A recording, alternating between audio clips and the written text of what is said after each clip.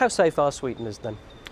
Sweeteners have been about the most extensively studied components of our food supply. We know more about sweeteners than we do probably about anything else. Certainly a lot more about sweeteners than we do about the natural constituents and the risk from natural materials present in human food.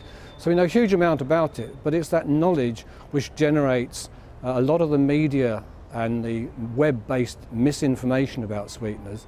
I would recommend anybody who is worried about sweeteners to go to the European Food Safety Authority website as the authoritative source of information on the web. Studies in animals, both short-term, long-term, reproductive studies, there's a huge data package that's necessary to be generated before a sweetener could even be considered for acceptable for human food supply.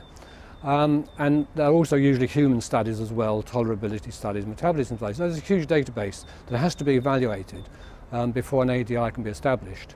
All those studies are designed to produce adverse effects. So the doses are increased until something is seen.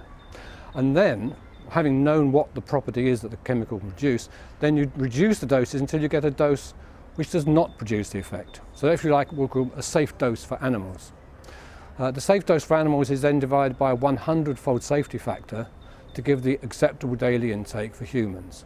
And then it's up to bodies like the European Commission to ensure that the intake by humans does not exceed the acceptable daily intake. So that's why we can be pretty confident that sweeteners, in fact very confident, sweeteners are safe.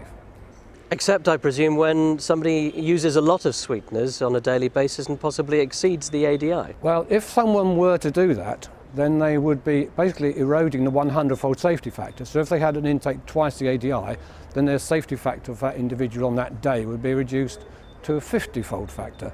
But in reality, there have been lots of intake surveys on intense sweeteners all around the world, different countries all around the world, and all of the sweeteners, the average intakes are well below the ADI. What would your best advice be for parents in terms of providing sweeteners for children, sugar or artificial sweeteners? I would look at the child, to be honest, and if it's an athletic, energetic, running around, healthy-looking child, I'd let them have sugar, no problem at all. You know, they'll need sugar, they'll need calories to burn. If it's a couch potato, spends all his or her time playing computer games, overweight, risk of type 2 diabetes, I would recommend low-calorie sweeteners. Does the situation change for pregnant women? Should they now be avoiding sweeteners, do you think? No, because I don't think so, because all of the sweeteners have to go through reproductive toxicity tests. And in fact, they're usually not the tests that are critical to establish the ADI, because you need higher doses to have effects during pregnancy than you do in long-term lifetime studies in animals. So that we think of pregnancy and reproduction as a vulnerable and critical life stage, and certainly it is for some chemicals, but because sweeteners and other food additives have been tested during that life stage, then there's no reason to reduce intake or worry about intake in pregnant women.